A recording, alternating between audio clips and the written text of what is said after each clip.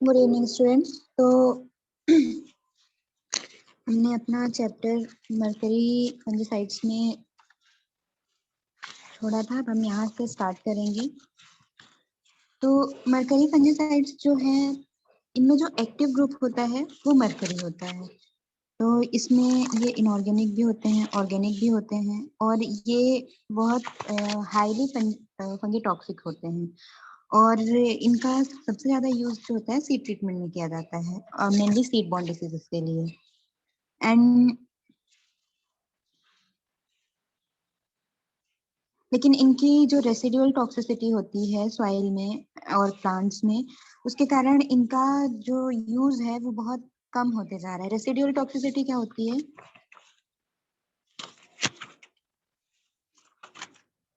Hello,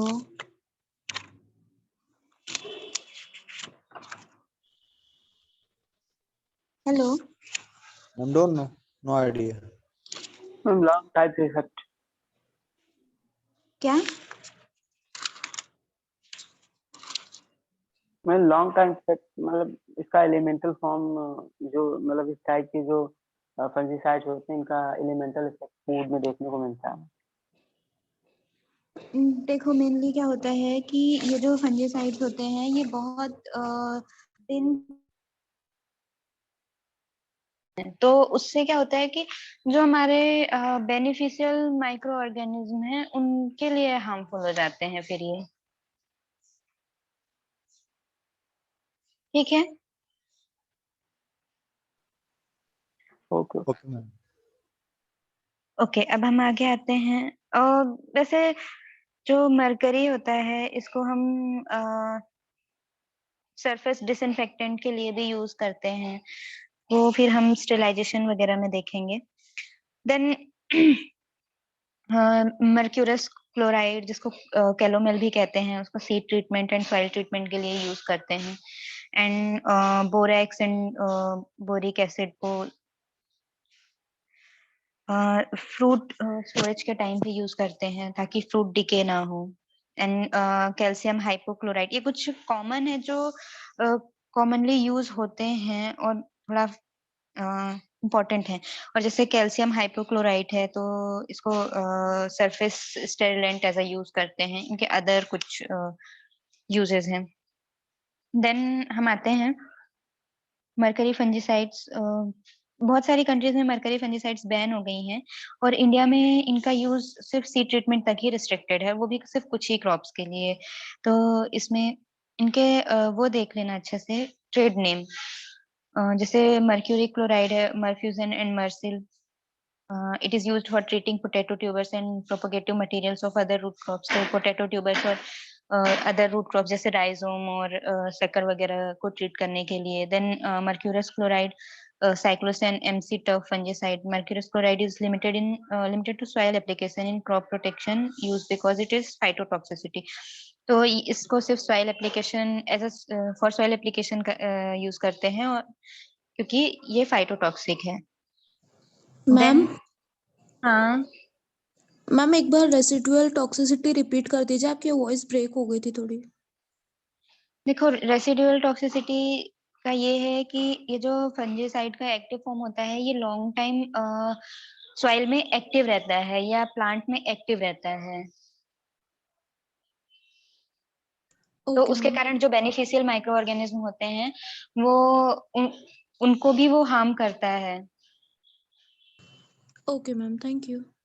और उसके कारण अगर जैसे मरकरी है तो ये बहुत टॉक्सिक होता है, तो जो एनिमल्स या ह्यूमंस अगर उसको कंज्यूम करेंगे तो उनके लिए भी ये टॉक्सिक होता है।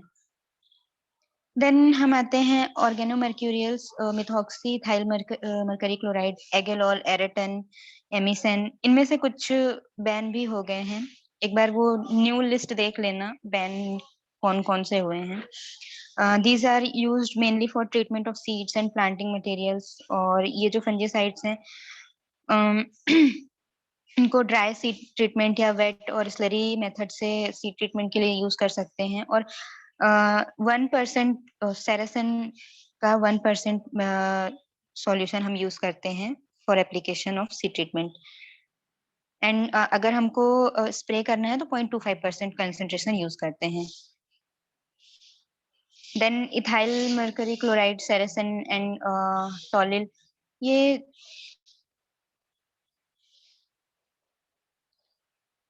इनमें ये याद रखना कि जो ये एग्रोसेन है और ये सेरेसन है, ये मर्क्यूरिक फंजीसाइड्स हैं. ठीक है, इनका ये इथाइल मर्क्यूरी क्लोराइड या ये जो है मिथॉक्सी इथाइल, ये इतना इम्पोर्टेंट नहीं है, बट इनका ट्रेड नेम और इनका यूज. देन हेट्रोसाइक्लिक नाइट्रोजनस, कुछ हेट्रोसाइक्लिक नाइट्रोजन कंपाउंड्स होते हैं, क्विनोन्स होते हैं और कुछ और फंजीसाइड्स होते हैं जिनका यूज करते हैं हम. तो जो हेट्रोसाइक्लिक नाइट्रोजनस कंपाउंड्स होते हैं, इनका mainly foliage and fruit protectant, as a foliage and fruit protectant हम करते हैं. और कुछ कंपाउंड्स जो होते हैं उनको एज अ सीड ड्रेसर भी करते हैं. Then some of the commonly used fungicides, जैसे कैप्टन है. कैप्टन का तो नाम काफी सुना होगा आप लोगों ने. It is a seed dressing fungicide used to control disease of many fruits, ornamental and vegetable crops against rots and damping off. Then Captefol, इसका ट्रेड नेम है फोल्टैफ. ये बहुत सारे ये जो इतने सारे ट्रेड नेम लिखे हैं, ये इन ट्रेड नेम्स पे आता है क्योंकि डिफरेंट डिफरेंट कंपनियां डिफरेंट डिफरेंट ट्रेड नेम से बनाती हैं. बस उनका जो केमिकल कंपोजिशन होता है वो सेम होता है. Then glyodin, it is a narrow spectrum. Narrow spectrum और ब्रॉड स्पेक्ट्रम क्या होते हैं? तो स्पेसिफिक प्लांट पर वो active करते हैं, मतलब अपना वर्क करते हैं. एंड जो ब्रॉड स्पेक्ट्रम रहते हैं वो उनको मतलब होस्ट रेंज बहुत ज्यादा रहता है, मतलब यूज के लिए. तो ये फंजीसाइड है, तो ये फंजाई के रिस्पेक्ट में होगा, है ना. देन बेंजीन कंपाउंड्स, कुछ बेंजीन कंपाउंड्स या कुछ aromatic compounds as anti microbial properties show करते हैं और उनको हम एज अ फंजीसाइड यूज करते हैं. तो जैसे क्विंटोजिन या पीसीएनबी कॉमनली इसको बोलते हैं, और इसको ब्रेसिकोल, टेराकोल ये भी बोलते हैं. तो ये सीड और सॉइल ट्रीटमेंट के लिए होता है, मेनली बोट्राइटिस, स्क्लेरोटियम, राइजोक्टोनिया और स्क्लेरोटीनिया के लिए. देन डाइक्लोरन या इसका ट्रेड नेम है बोल्टन, एंड ये प्रोटेक्टिव फंजीसाइड है and very effective against botrytis, राइजोपसन,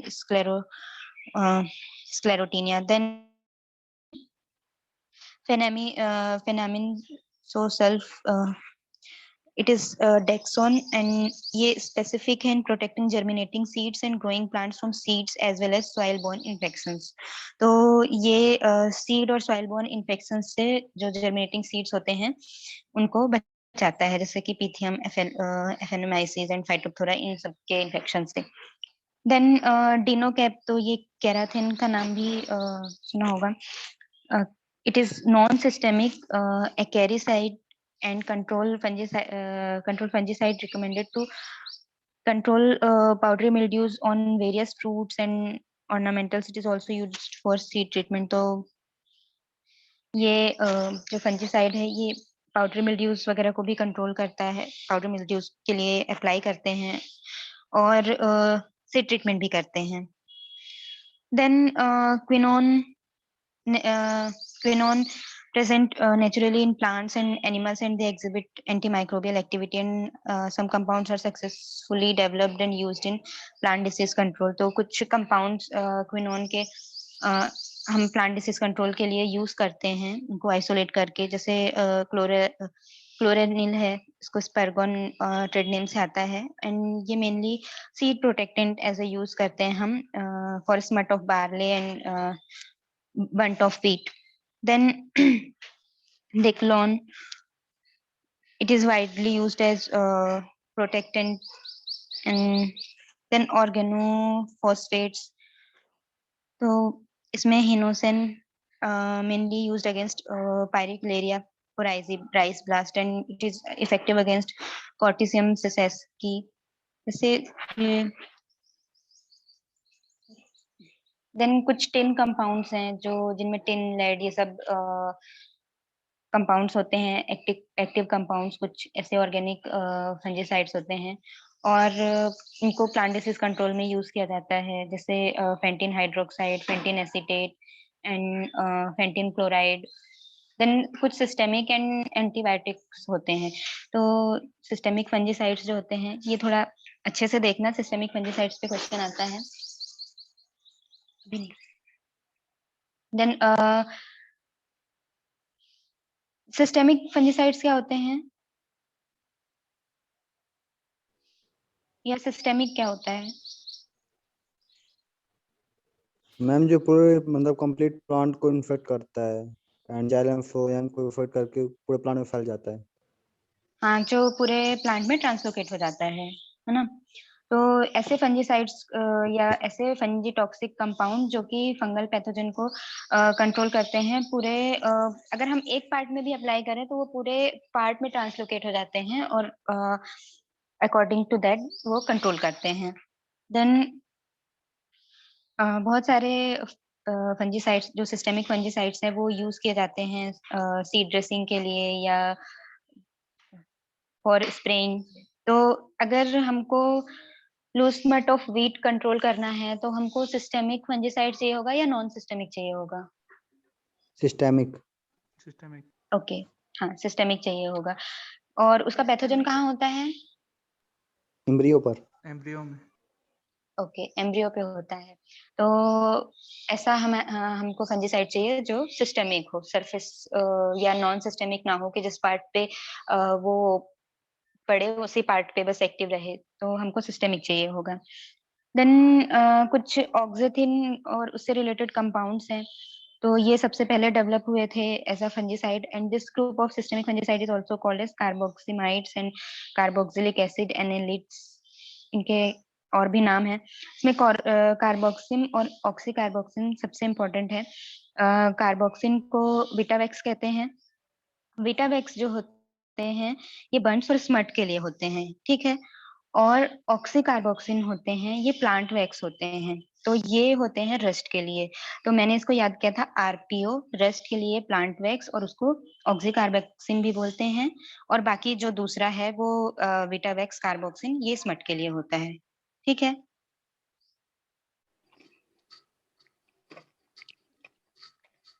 hello. Yes ma'am. Okay, then इसमें एक और है पायरोकार्बोलिड या साइक्रोल। ये रस्ट स्मट्स दोनों को कंट्रोल करता है, और राइजोक्टोनिया सोलेनाई को भी करता है। लेकिन ये ज्यादा इफेक्टिव होता है कार्बोक्सिन से। कार्बोक्सिन किसके लिए होता है? Loose smut. हाँ, लूज जो स्मट भी ऑफ। स्मट, हाँ, स्मट डिसीजेस जो भी होती हैं उनके लिए। देन बेंजीमिडाजोल्स, कुछ केमिकल्स होते हैं जो इस ग्रुप के जो कुछ केमिकल्स हैं, they show a very broad spectrum activity against a variety of fungi. और ये बैक्टीरिया के अगेंस्ट इफेक्टिव नहीं होते हैं, as well as fungi belonging to mastigomycotina. तो जो फंजाई मेस्टिगोमाइकोटिना को बिलोंग करती हैं उसके अगेंस्ट भी ये एक्टिव नहीं होते हैं। मेस्टिगोमाइकोटिना में कौन सी फंजाई आती हैं?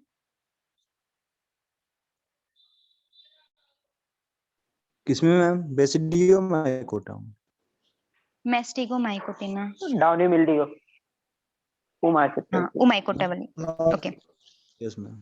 तो वो ट्रू फंजाई नहीं होती है ना, तो उसके अगेंस्ट भी ये बेंजीमिडाजोल्स एक्टिव नहीं होते हैं या इफेक्टिव नहीं होते हैं। देन जो फर्स्ट टाइप ऑफ डेरिवेटिव्स हैं इसके, वो थायबेंडाजोल एंड फ्यूबेरिडाजोल हैं। और जो इसके कुछ एग्जांपल्स हम देख लेते हैं।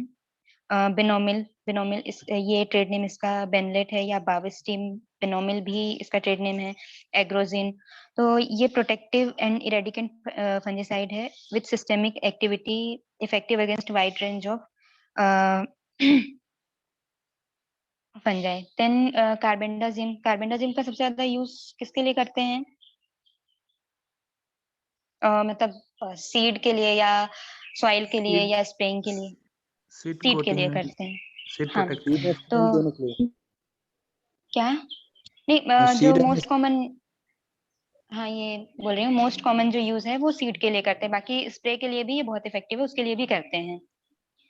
देन ओके इसका pre and post harvest spray भी करते हैं, और जो स्टोरेज के लिए हम रॉड्स या स्टोरेज जो स्टोरेज के लिए फ्रूट्स एंड वेजिटेबल्स, उसमें जो रॉड्स वगैरह आते हैं, तो उसको स्टोरेज से पहले हम इसमें डिप करते हैं, ताकि ये, या स्प्रे करते हैं ताकि वो जो फंजाई है वो, रॉट फंजाई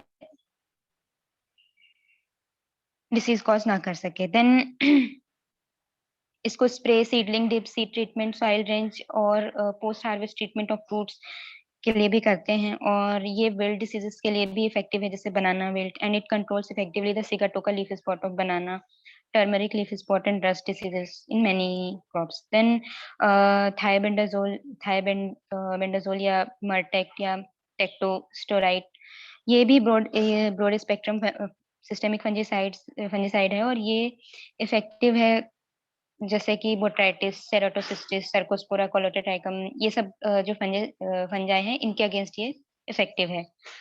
देन है फ्यूबेरिडाजोल, ये बोरोनिट के नाम से आता है, ट्रेड नेम, एंड इसका सीड ट्रीटमेंट के लिए यूज करते हैं, जैसे कि फ्यूजेरियम, और particularly fusarium nivale on rye and fusarium culmorum of Ps.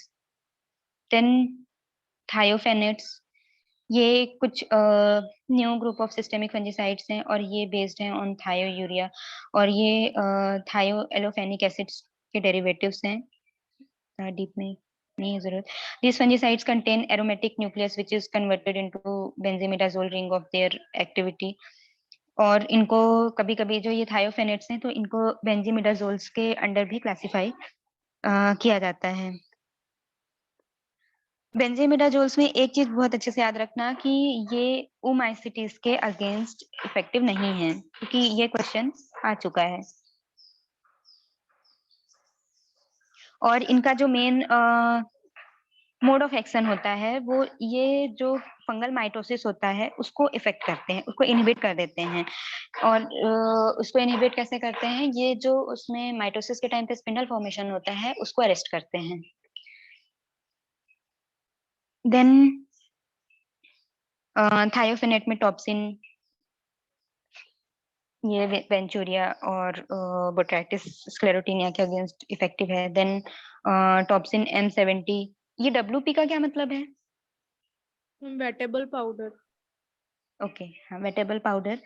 And then मॉर्फोलिन्स, ट्राइडोमॉर्फ, या इसका ट्रेड नेम है कैलेक्सिन, ये एक इरेडिकेंट फंजीसाइड है with systemic action, being absorbed through foliage and roots to give some protective action. It controls powdery mildew disease of cereals, vegetables and ornamentals, और ये highly effective है against mycosphaerella and exobasidium. Then कुछ pyrimidines, pyridines और piperidines, imidazole, जो as a fungicide हम use करते हैं, जैसे ट्राइडिमोफेन, ट्राइडिमेफोन, बिलेटन और अमायरल, ये इफेक्टिव है पाउडर मिल्ड्यू एंड रस्ट के लिए। देन ट्राइडेमिनोल बेटन, ये इफेक्टिव है against powder mildew and rust. And baker, it is effective against rust and powdery mildew of variety of crops. Then next है टेराजोल, effective against Phytophthora, Pythium. Then कुछ hydroxy पिरिनिडीन्स होते हैं, जैसे कि इथेरोमोल और मिलेटम मिल्को, ये इफेक्टिव होती है against powder mildew of cereals and other field crops.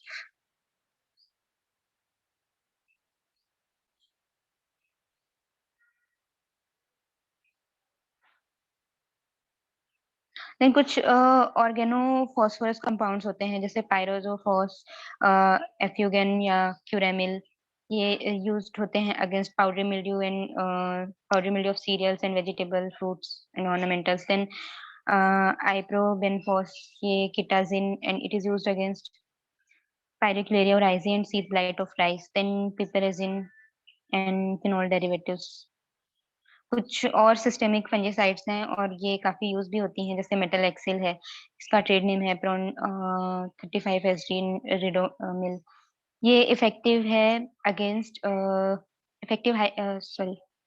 ये use as seed dressing and against fungal pathogens of the order Pernosporales. Pernosporales में कौन आते हैं? Downy mildew. Downy mildew ma'am. हाँ। देन मेटलएक्सिल एंड मैनकोजेब को साथ में भी यूज कर सकते हैं और ये इफेक्टिव होता है damping off root rot, stem rot, downy mildew of grapes and millets and tricyclazole. It is effective against paddy blast. Then Fostil A1 effective against Pythium phytophthora. तो ये जो फंजीसाइड्स हैं मेटलएक्सिल, ट्राइसाइक्लोजोल एंड फोस्टिल, ये सब जो ओमाइसिटीज होती हैं उनके लिए काफी इफेक्टिव होते हैं.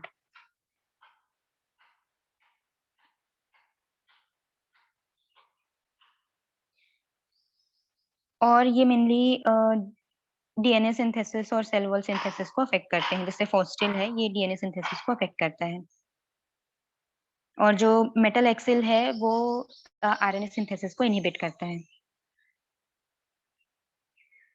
Then antibiotics. एंटीबायोटिक्स क्या होते हैं?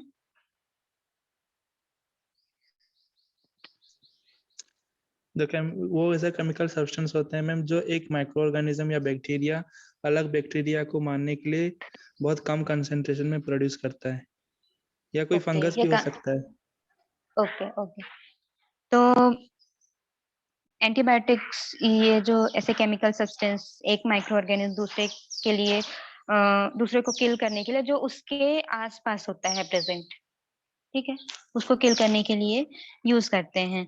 एंड ये बहुत स्पेसिफिक होते हैं एंड इनकी जो फाइटोटॉक्सिसिटी होती है लो होती है and absorption through foliage and systemic translocation and activity in low concentration, active in low concentration. तो ये फोलिएज के थ्रू एब्जॉर्ब होते हैं और सिस्टमिक होते हैं ट्रांसलोकेशन एंड लो कंसंट्रेशन में भी ये एक्टिव होते हैं. और ये अभी क्या है कि जो ये एंटीबायोटिक्स जो फंजीसाइड्स हैं, केमिकल फंजीसाइड्स हैं, उससे ज्यादा फेमस हो रहे हैं, पॉपुलर हो रहे हैं. तो ऐसा क्यों हो रहा है? रेसिडुअल इफेक्ट नहीं होता कुछ में उसमें? हाँ, रेसिडुअल इफेक्ट और जो इन्वायरमेंटल हैजार्ड है वो केमिकल फंजीसाइड्स का ज्यादा होता है और इनका उनसे काफी कम होता है, तो इसके लिए ये काफी पॉपुलर हो रहे हैं. और मैम और इंसर्जेंस का भी चांस कम होता है. हाँ, और मोस्ट एंटीबायोटिक्स जो होते हैं ये एक्टिनोमाइसिटीज से प्रोड्यूस या एक्टिनोमाइसिटीज प्रोड्यूस करती हैं और फंजाई भी करते हैं, बैक्टीरिया भी करते हैं. तो कुछ एंटीबैक्टीरियल एंटीबायोटिक्स हैं जैसे स्ट्रेप्टोमाइसिन सल्फेट. तो ये स्ट्रेप्टोमाइसिस ग्राइसियस प्रोड्यूस करता है and it is antibacterial. Antibacterial मतलब बैक्टीरिया के अगेंस्ट एक्टिव होगा ये. Then this group of antibiotics act as a broad range of bacterial pathogens causing blight, wilt, rots. तो blight, wilt, rot cause करने वाले bacteria के अगेंस्ट ये effective होगा. एंड कुछ डिसीज जैसे blight of apple and pear, citrus canker and cotton black arm, bacterial leaf spot of tomato, wild fire of tobacco, soft rot of vegetables, इनके against इसको successfully use किया जा रहा है.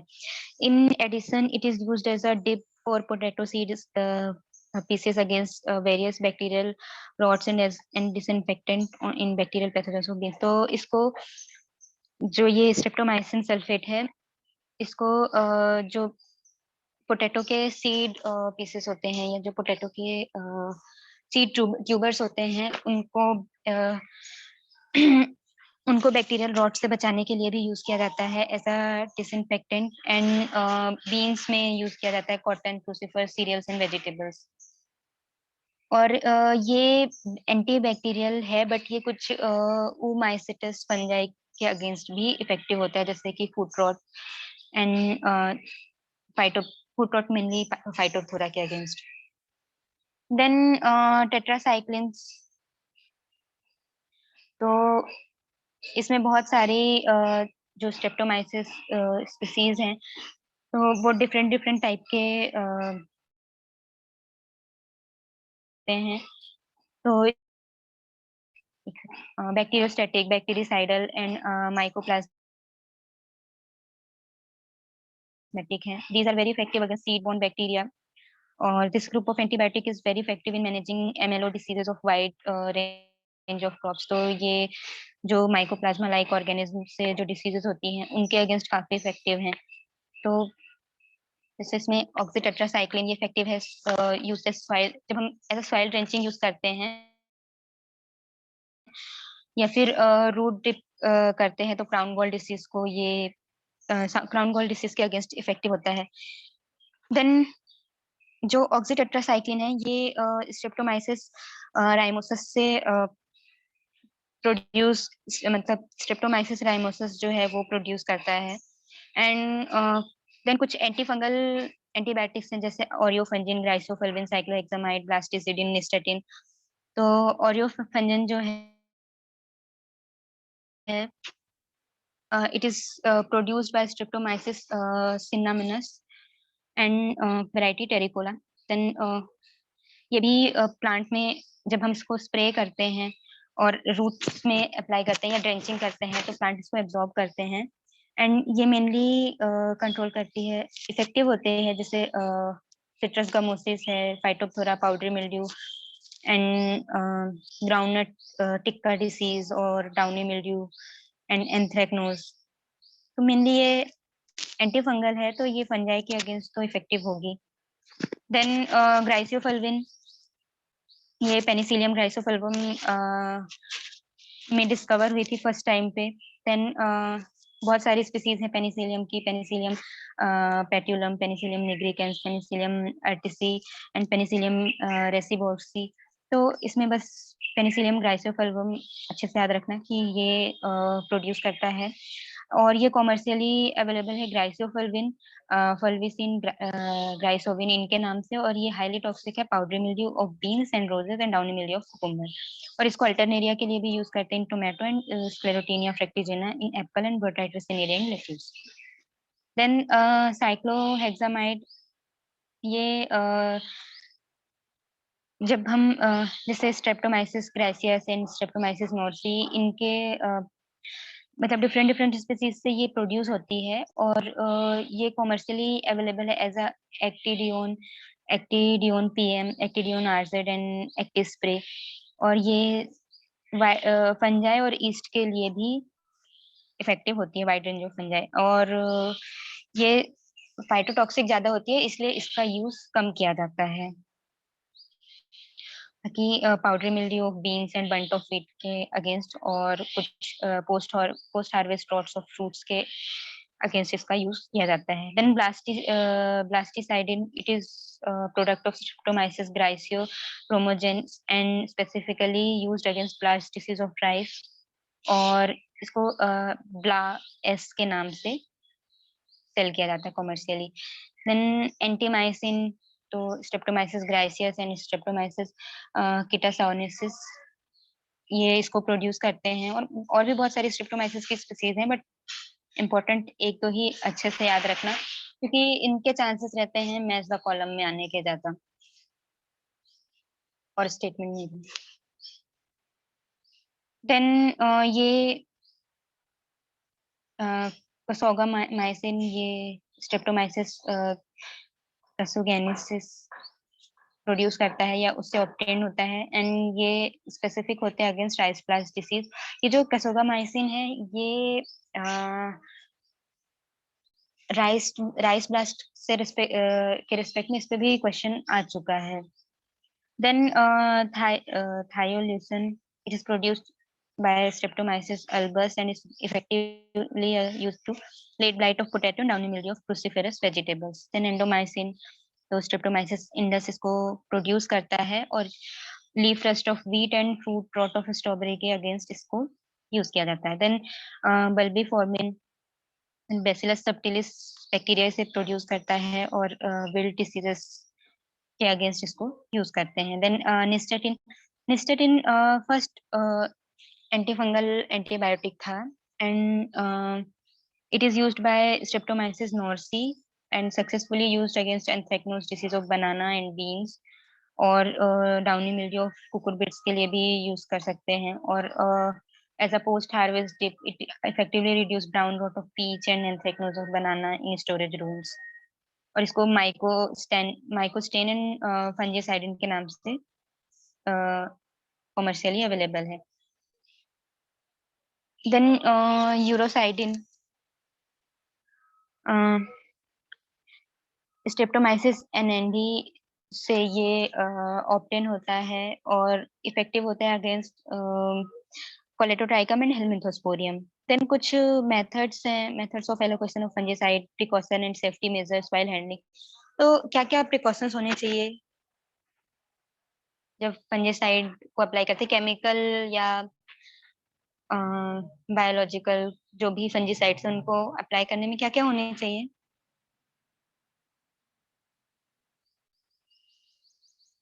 हेलो, जो भी सही डोज, बेसिक है वो बताओ. सही डोज देना चाहिए मैम, प्रॉपर टाइम सही में. डोज देना चाहिए, हाँ. और हम क्या प्रिकॉशन लें ये बताओ.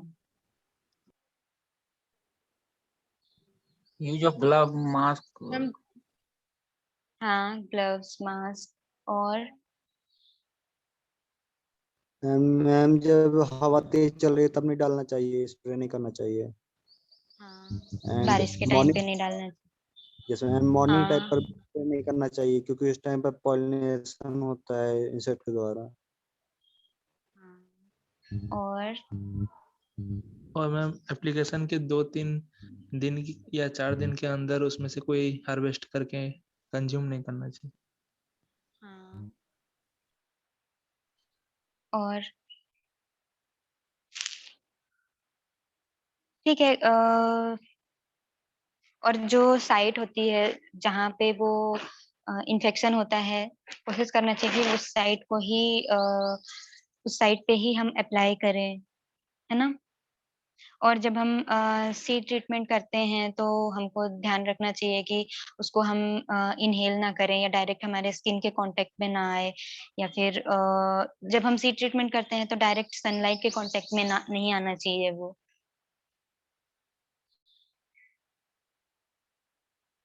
Yes ma'am. ओके. ओके. और कुछ ट्रीज में और श्रब्स में थ्रू इंजेक्शन भी हम फंजीसाइड्स को अप्लाई करते हैं, और by brushing wounds with fungicide paints और slurries. In case of sprays, mist, aerosols, and fogs, fungicides is in of droplets of water and uh, another fluid. Or in case of smokers, the solid particles of fungicides are carried by the air.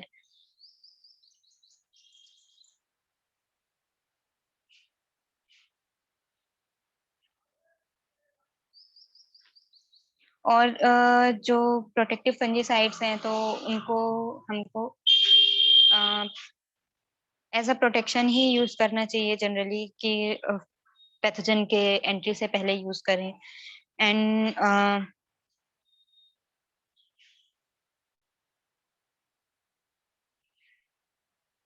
और बहुत सारे जो soil होती हैं उनमें pathogens होते हैं, जो सॉइल बोर्न पैथोजेंस होते हैं, और वो रूट डिसीजेस कॉज करते हैं. तो हमको जो सॉइल ट्रीटमेंट होता है, केमिकल सॉइल ट्रीटमेंट, वो काफी इफेक्टिव होता है इनोकुलम को रिड्यूस करने में. देन हम देख लेते हैं कॉमन मेथड जो हम फंजीसाइड एप्लीकेशन के लिए यूज करते हैं. तो सीड ट्रीटमेंट तो सबसे बेसिक है, क्योंकि अगर सीड पे पैथोजन है तो भी वो इफेक्टिव है, और अगर सॉइल पे है तो भी इफेक्टिव है. तो बहुत सारे पैथोजेंस जो सीड सरफेस पे रिसाइड करते हैं वो डिसीज कॉज कर देते हैं आगे चल के, या ड्यूरिंग जर्मिनेशन बहुत सारे पैथोजेंस अटैक करते हैं. तो सीड ट्रीटमेंट essential है. And when the seed is sown, it is also vulnerable to attack by many common soil borne pathogens and all.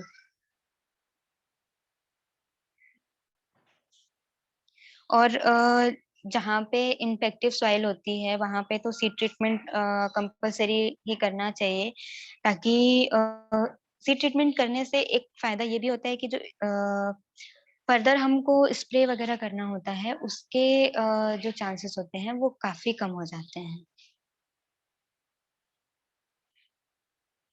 Then seed treatment भी कई तरीके से कर सकते हैं, जैसे कि mechanical, chemical and physical. Then mechanical method, so some pathogens when attack the seeds, they may be alteration in size, shape, and weight of seeds by which it is possible to detect the infected seed and separate them from the healthy ones. तो अगर कुछ pathogen अगर उसको वो कर रहे हैं, जैसे कि करनाल बंड डिसीज जो होती है, उसमें जब पैथोजन अटैक करता है तो उसमें 2-3 टाइप के सिम्टम्स दिखते हैं। कुछ तो ऐसे होते हैं जो पार्शियली अफेक्टेड होते हैं, हाफ ग्रेन अफेक्टेड होगा, हाफ हेल्दी होगा। कुछ ऐसे होंगे जो फुली अफेक्टेड होंगे, कुछ ऐसा होगा जिनका टिप पोर्शन अफेक्टेड होगा। तो उसके बेसिस पे हम मैकेनिकली उनको अलग कर सकते हैं। सो बाय सीविंग और फ्लोटेशन और जैसे कि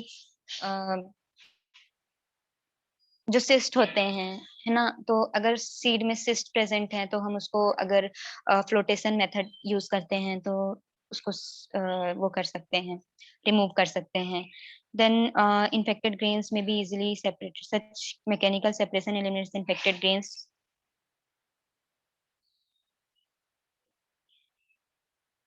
हाँ, ये टुंडू डिसीज के लिए सबसे ज्यादा यूज किया जाता है। जो टुंडू डिसीज में जो उसका सिस्ट होता है वो जो मस्टर्ड सीड होता है उसके जैसा दिखता है। तो कभी कभी हम ऐसे कंफ्यूज हो सकते हैं कि बीट में मस्टर्ड भी होता है ना, तो कभी हम मिक्स क्रॉपिंग कर रहे हैं तो मस्टर्ड सीड भी प्रेजेंट है। तो अगर हम वहां पे नहीं कर रहे हैं और इसका अटैक है तो उस केस में हम मैकेनिकल सेपरेशन से उसको इफेक्टिवली रिमूव कर सकते हैं। और removal of ergot in cumbu seeds. Then जो टुंडू डिसीज है उसमें हमको रिमूवल के लिए सॉल्ट सॉल्यूशन या ब्राइन सॉल्यूशन यूज करते हैं। जैसे dissolve 2 kg of common salt in 10 liters of water and drop the seeds into the salt solution in stirrable, then remove the ergot affected seeds and हाँ mechanical वो separation क्या होगा, उसका meaning क्या है? किसका? Mechanical separation. देखो pathogen के प्रोपोग्यूज जो प्रेजेंट है ना, तो उनको मैकेनिकली हम सेपरेट कर रहे हैं सीविंग करके। जैसे कि वीट में अगर सिस्ट प्रेजेंट है ना, नेमाटोड सिस्ट प्रेजेंट है। नेमाटोड सिस्ट जो होता है वो जो मेनली टुंडू डिसीज का होता है वो मस्टर्ड सीड लाइक होता है। तो अगर हम सीविंग कर रहे हैं तो वो तो अलग हो जाएगा। Okay ma'am. तो यहाँ पे हम केमिकल यूज नहीं कर रहे ना, मैकेनिकली उसको वो कर रहे हैं। या फिर जैसे मैंने करनाल बंड का बताया था, तो हम उसको फिजिकली देख के कि जो ब्लैक वो है या फिर जो हम ग्रेडर वगैरह यूज करते हैं उसके थ्रू भी हम यूज कर सकते हैं, सेपरेट कर सकते हैं। Then chemical method using fungicides on seed is one of the most efficient and economical methods of chemical disease control. तो मैकेनिकल जो मेथड है वो इफेक्टिव तो है बट टाइम कंज्यूमिंग है, और उस पे हम कभी कभी ऐसा होता है कि पूरे पूरे पैथोजन अलग भी नहीं कर पाते हैं और इकोनॉमिक कॉस्ट भी ज्यादा होती है। तो जो ये केमिकल फंजीसाइड है ये efficient है, economic method है, and on the basis of their tenacity and action, the seed dressing chemicals may be grouped as seed disinfectant, seed protectants. तो जो seed disinfectants होते हैं ये मेनली सीड के सरफेस पे ही एक्टिव रहते हैं और सीड के सरफेस पे जो भी पैथोजन होंगे उनको एरेडिकेट करते हैं, और ये ज्यादा देर तक एक्टिव नहीं रहते हैं। ठीक है। Then seed protectant which disinfect the seed surface and stick to the seed surface for some time after the seed has been sown. तो ये कुछ ज्यादा टाइम तक के लिए सीड से स्टिक रहते हैं, thus giving temporary protection to the young seedlings against soil-borne fungi. Now the systemic fungicides are impregnated into the seed to eliminate. तो जो सिस्टेमिक फंजीसाइड का यूज करते हैं तो वो सीड के डीपर सेक्शन में भी जाके और इन्फेक्शन को इरेडिकेट करता है। तो सीड ट्रीटमेंट हम by dry seed treatment, wet seed treatment और स्लरी के मेथड से कर सकते हैं। तो ड्राई सीड ट्रीटमेंट में मेनली जो पाउडर होता है या फाइन फंजीसाइड्स जो होते हैं उनको हम सरफेस पे अप्लाई करते हैं। ठीक है। कुछ जो सीड ट्रीटमेंट ड्रम्स वगैरह होते हैं, तो अगर लार्ज अमाउंट में करना है तो उस पे हम उसके थ्रू हम इजीली यूज करके सीड ट्रीटमेंट कर सकते हैं।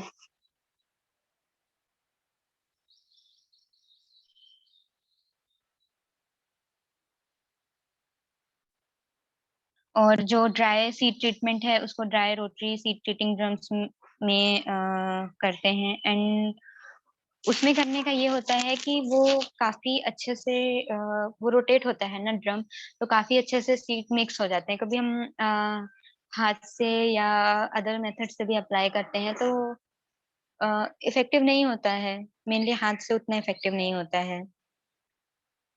ये सीड ड्रेसिंग कॉमनली हम सीरियल्स में करते हैं और पल्सेस में भी करते हैं, cotton and oil seeds with antagonistic fungus like trichoderma viride.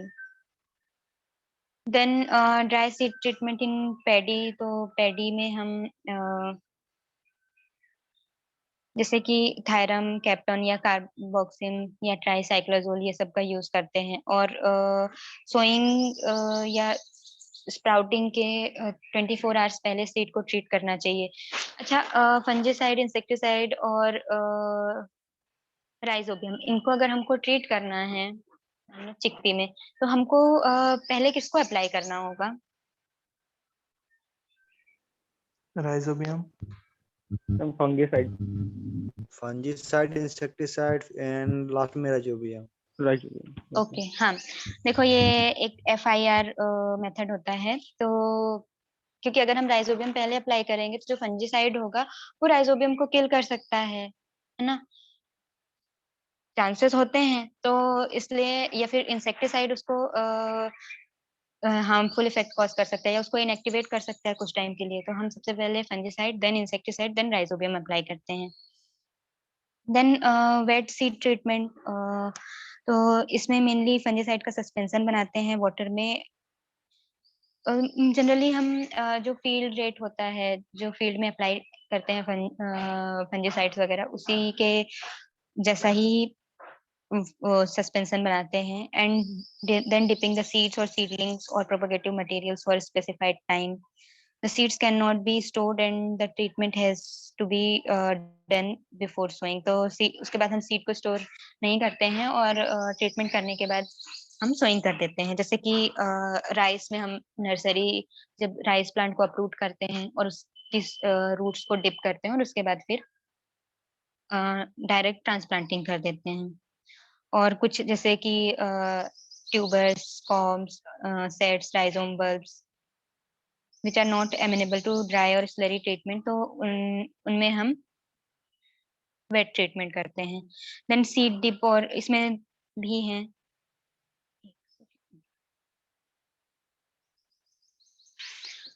तो इसमें एक मेथड है सीड डिप और सीड सोकिंग। तो seed soaking for certain crop, seed soaking is essential. Seed treated by these methods have to be properly dried after treatment. तो इसमें हम seed को उसमें डिप करते हैं और फिर उसके बाद उसको हम छांव में सुखाते हैं, ठीक है।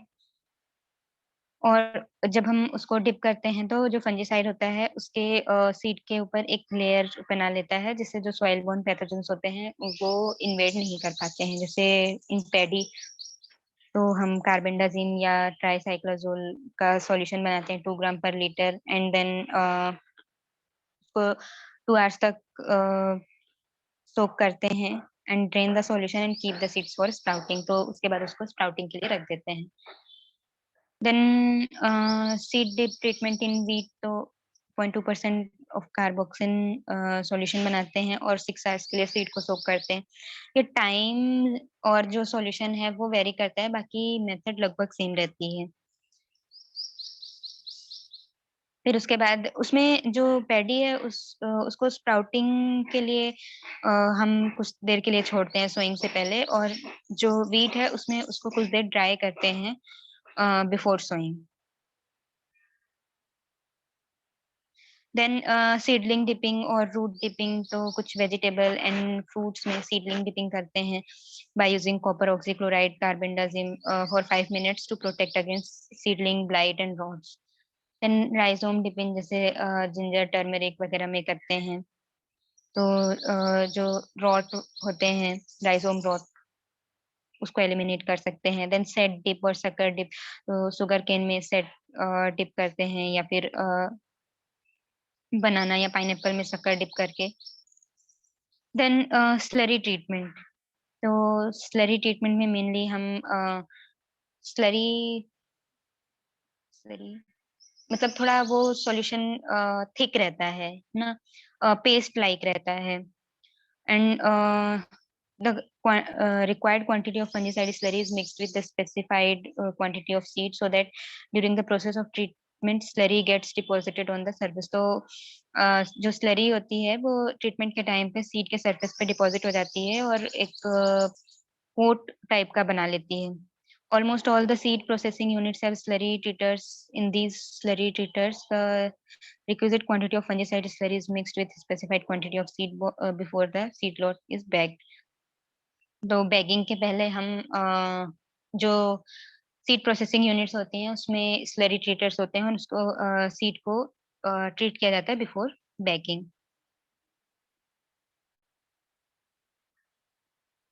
Then special method of seed treatment जैसे कि एसिड डिलिंटिंग इन कॉटन, ना तो सल्फ्यूरिक एसिड से करते हैं कॉटन में एसिड डिलिंटिंग।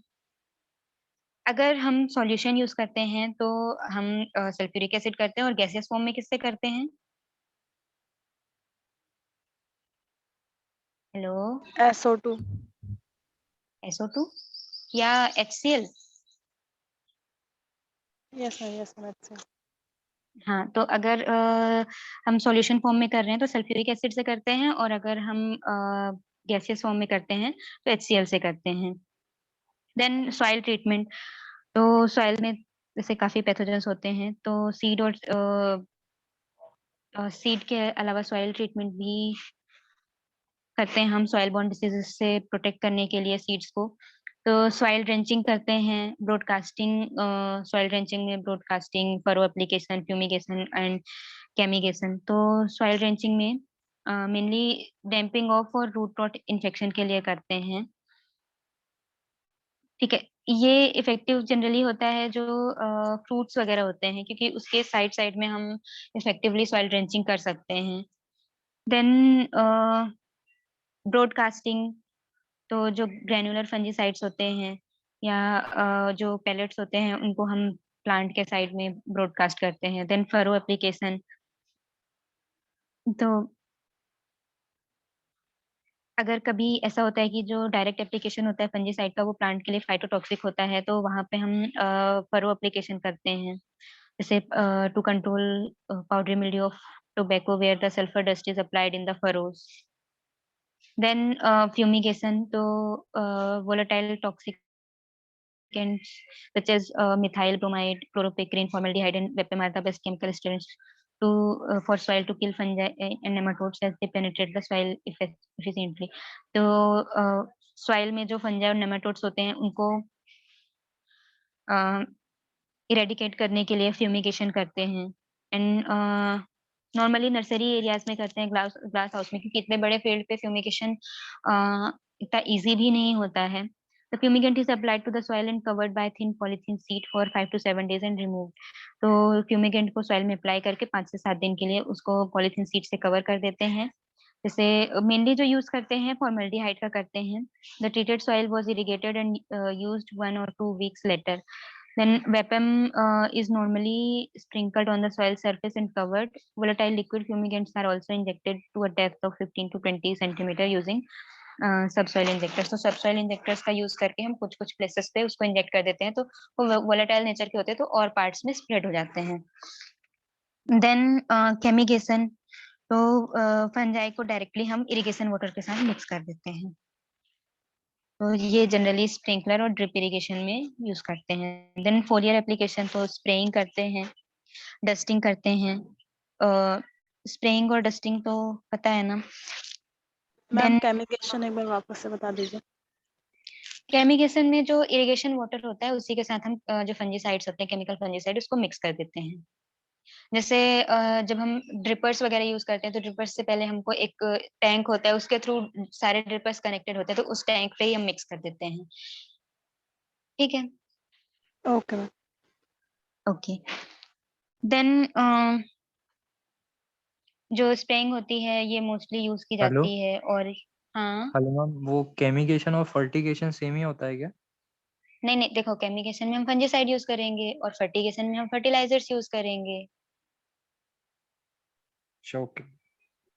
हाँ, जो वाटर सॉल्युबल फर्टिलाइजर्स होते हैं उनको हम मिक्स कर देते हैं तो वो फर्टिगेशन हुआ इरिगेशन वाटर के साथ, और अगर हम फंजीसाइड्स को मिक्स करते हैं तो वो केमिकेशन हुआ। मैम हाँ, मैम स्लरी ट्रीटमेंट जो होता है वो पोस्ट हार्वेस्ट में आता है या प्री सोइंग में आता है? देखो प्री सोइंग में आता है, बट जैसे जो सीड लॉट्स होते हैं ना, बड़े बड़े सीड लॉट्स होते हैं, तो उनमें अब जो वहां पे सीड की पैकेजिंग होगी वो भी तो सीड पर्पस के लिए ही होगी, तो वो यस। उस रिस्पेक्ट में है, मेनली वो सीड ट्रीटमेंट ही है। ठीक है, अगर हम पोस्ट हार्वेस्ट देखेंगे तो उसमें तो ग्रेन और सीड दोनों आ जाएगा। Okay ma'am. Okay, then spraying के लिए commonly wettable powders most commonly use किए जाते हैं स्प्रे सॉल्यूशन बनाने के लिए। और the dispersion of spray is usually achieved by its passage under pressure through nozzle of the sprayer। तो स्प्रेयर में नोजल कनेक्टेड होते हैं और उसके थ्रू हम स्प्रे करते हैं। तो जो कितना अमाउंट है या कितना एरिया है ये डिपेंड करता है, मतलब कितना हमको अमाउंट अप्लाई करना है ये डिपेंड करता है इन्फेक्शन पे। एंड डिफरेंट इक्विपमेंट्स हम यूज करते हैं एप्लीकेशन के लिए, जैसे foot operated sprayer, rocking sprayer, knapsack sprayer, motorised and tractor mounted, mist blower, aircraft और हेलीकॉप्टर। देन डस्टिंग के लिए dust are applied to all aerial parts of plant as an alternative to spraying. तो dry powders use करते हैं ताकि जो host की पूरी सरफेस कवर हो सके इफेक्टिवली, बट इसमें ड्रिफ्ट लॉसेस ज्यादा होते हैं डस्टिंग में। Generally dusting is practicable in calm weather and better protective action is obtained if the dust is applied when the plant surface is wet with dew और rain drops. तो अगर dew और rain drops से wet होगी plant surface तो dusting का effect ज्यादा अच्छे से होता है, ताकि जो डस्ट है वो जाके होस्ट सरफेस से स्टिक हो जाए। देन पोस्ट हार्वेस्ट एप्लीकेशन में जैसे फ्रूट्स एंड वेजिटेबल्स हैं तो वो काफी पेरिसेबल होते हैं और उसमें फंजी और बैक्टीरिया का अटैक बहुत जल्दी होता है। तो स्प्रे और डिप या फ्यूमिगेशन से पोस्ट हार्वेस्ट एप्लीकेशन करते हैं। तो जैसे thiabendazole, benomyl, carbendazim, metalaxyl, fosetyl A1, इनका यूज करते हैं स्टोरेज अगेंस्ट स्टोरेज डिसीजेस।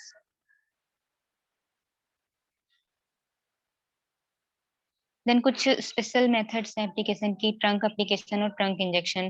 तो जैसे कि ट्रंक मेनली पाम वगैरह में यूज किए जाते हैं, जैसे कोकोनट में टू कंट्रोल थंजावुर विल्ट जो गैनोडर्मा ल्यूसिडियम कॉज करता है। तो इन्फेक्टेड प्लांट्स जो होंगे, a downward hole is made to a depth of 3 to 4 at an angle of 45 degree at the height of 3 inch from the ground level with the help of an auger। तो कुछ जैसे ये हमारा plant है तो soil में हम कुछ ऐसा होल बनाएंगे और फिर उसके थ्रू हम जो जैसे कि हम ओरियो फंजिन यूज कर रहे हैं तो उसको हम अप्लाई करेंगे। ठीक है,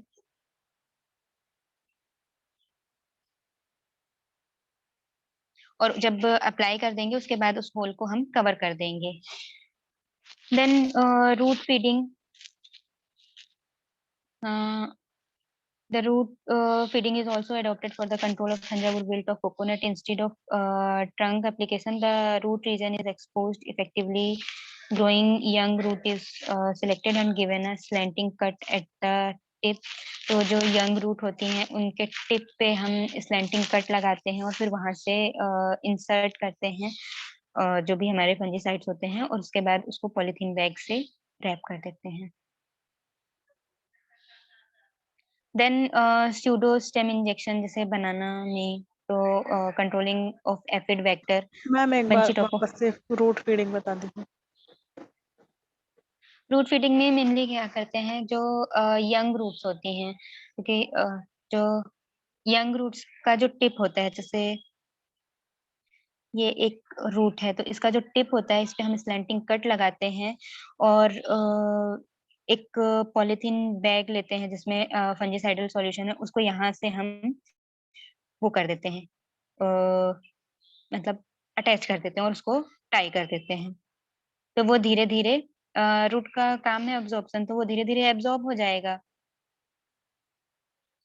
ओके ठीक मैम, है, चलो। ओके। देन सूडोस्टेम इंजेक्शन, ये एसिड वेक्टर को कंट्रोल करने के लिए for bunchy top of banana. तो the banana injector is used for injecting the insecticide. Banana injector is nothing but the SPBB sprayer of 500 ml capacity in which the nozzle is replaced by Lurelock system and aspirated needle। तो इसमें mainly क्या करते हैं कि एक aspirated needle होती है, जो needle the tip of needle is closed and two small holes are made in opposite direction. दो स्मॉल होल्स बनाते हैं और फिर उसके थ्रू हम इंजेक्ट करते हैं इंसेक्टिसाइड्स को। जैसे जो सूडोस्टेम होती है वो अंदर से हॉलो होती है, तो एक इधर से और एक इधर से हम होल बना के इंजेक्ट कर देते हैं अपोजिट साइड से। Then corn injection, it is an effective method used to control Panama wilt of banana used by Fusarium oxysporum. Capsule applicator is used for this purpose. It is nothing but an iron rod of 7 mm thickness to which handle is attached at one end. The length of the rod is 45 centimeter and the comb is exposed by removing the soil and hole is made at 45-degree angle to a depth of 5 centimeter. Then one or two gelatin capsule containing 50 to 60 milligram of carbendazim is pushed in slowly and covered with soil.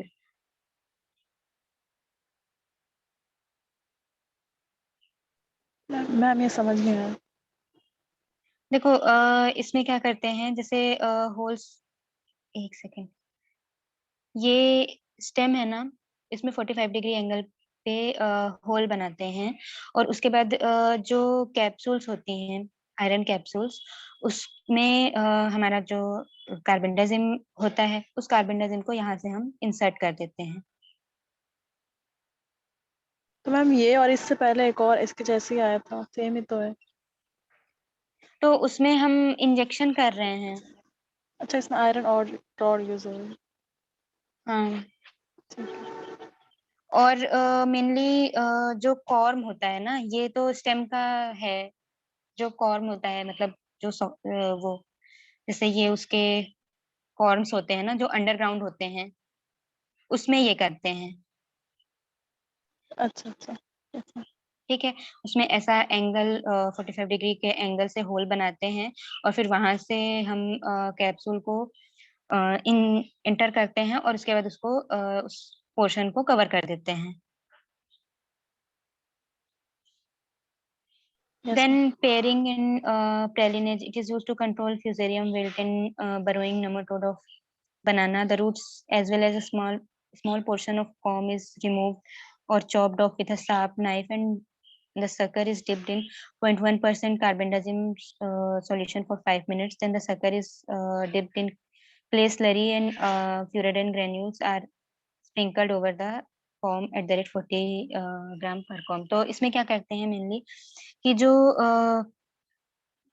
Corm portion होता है ना, उसको पहले हम chop करते हैं और फिर उसके बाद उसको हम कार्बेंडाजिम सॉल्यूशन में डिप करते हैं और फिर उसके बाद फ्यूराडिन सॉरी क्ले स्लरी में डिप करते हैं और फ्यूराडिन ग्रेन्यूल्स को उसके ऊपर से स्प्रिंकल कर देते हैं।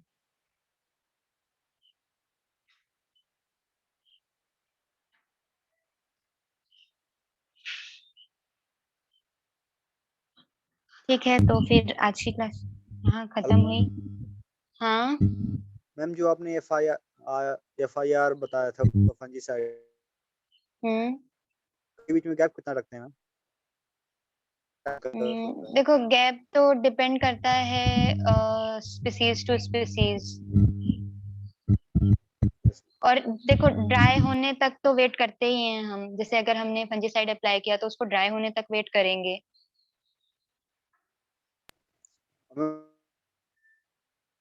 मतलब जो इनका हेलो, स्प्रे है या आवाज क्लियर नहीं आ रही। मैम ये सोइंग के कितने टाइम पहले उसी ट्रीटमेंट करते हैं, और कितने दिन पहले? देखो ये डिपेंड करता है केमिकल्स पे, और कुछ केमिकल्स ऐसे होते हैं जिन पे हम सीड ट्रीटमेंट करके और तुरंत सोइंग कर देते हैं, लेकिन ज्यादातर केसेस में हम ऐसा करते हैं कि अगर हम सुबह सीड ट्रीटमेंट कर रहे हैं तो मतलब सुबह हम उतना ही सीड ट्रीटमेंट करें जितना हमको सोइंग करना है। बस सीड पेलेटिंग के केसेस में ऐसा होता है कि पहले से कर देते हैं, और जो ड्राई सीड ट्रीटमेंट है, बाकी वेट सीड ट्रीटमेंट में हम जनरली ज्यादा से ज्यादा 24 आवर्स या 48 आवर्स में उसकी सोइंग कर ही देते हैं। कभी जो सीड बैग देखे हैं क्या, उनमें लिखा रहता है कि वो ट्रीटेड है, बट वो काफी टाइम से पैक्ड होते हैं ना, उनकी जो वायबिलिटी होती है 9 मंथ्स की होती है लगभग। तो अगर कोई कंपनी है, मान लो अगर वो राइस का सीड प्रोड्यूस कर रही है, तो राइस का सीड उसने प्रोड्यूस किया, मान लो सितंबर अक्टूबर में हार्वेस्टिंग हुई, ठीक है, अब वो उसकी पैकेजिंग वगैरह करेंगे, मान लो पैकेजिंग करने में भी नवंबर या दिसंबर हो गया, तो वो उस टाइम पे ड्राई सीड ट्रीटमेंट करते हैं। उनमें लेबल रहता है कि ये कार्बेंडाजिम ट्रीटेड है या थायरम ट्रीटेड है। नहीं होता है तो फिर वो तो हम करते हैं अलग से, तो उसमें जनरली ड्राई सीड ट्रीटमेंट करते हैं, और फिर उसकी सोइंग हम करते हैं जून में नेक्स्ट सीजन।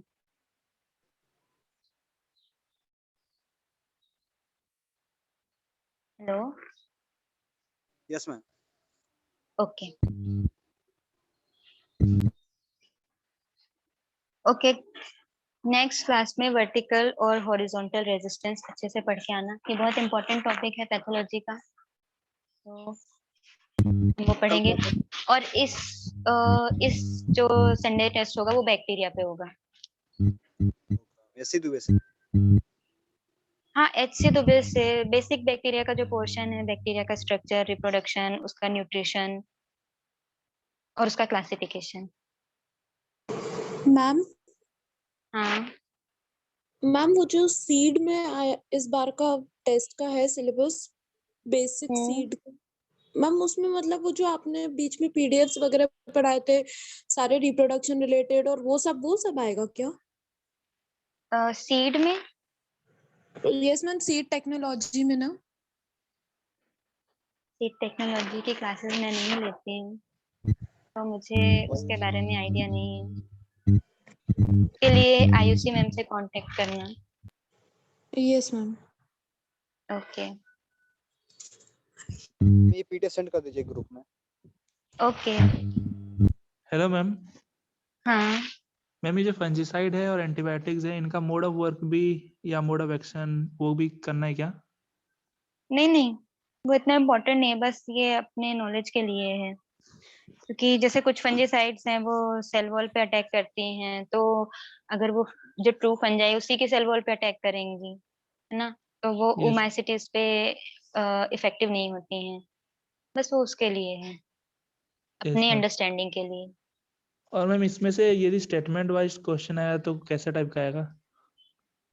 देखो स्टेटमेंट वाइज में तो पूछ सकते हैं, जैसे कि डिथियोकार्बामेट्स को बिलोंग करते हैं ये, है ना, या फिर जो एरोमेटिक है, या फिर ऑक्जेथिन है, ऑक्जेथिन का यूज जो है इंटरनली सीड बॉर्न स्मर्ट्स वगैरह के लिए किया जाता है, तो उससे रिलेटेड। और जो ऑक्जेथिन में आते हैं, मैं एक क्लासिफिकेशन ग्रुप पे डाल दूंगी, वो देख लेना।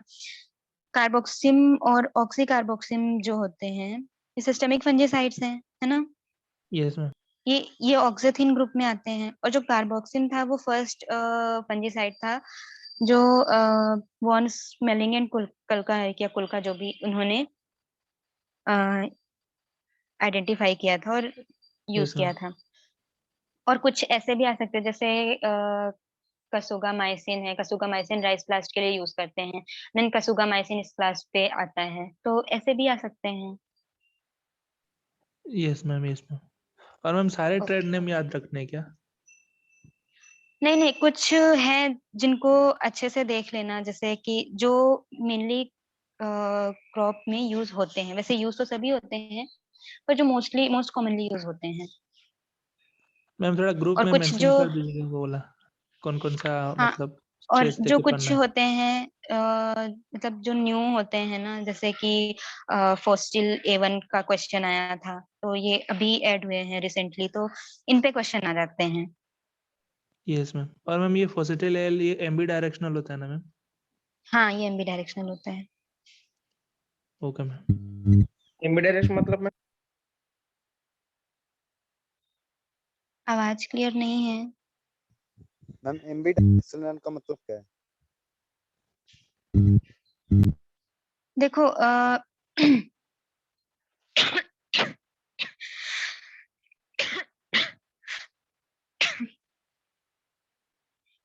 सॉरी।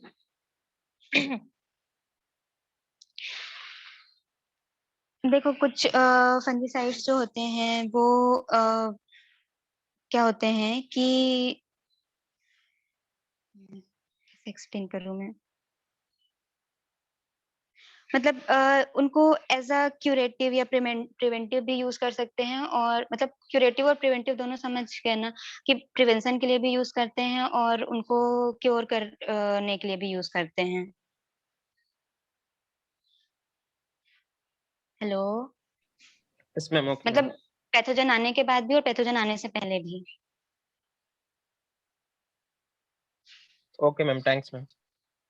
Okay, thank you.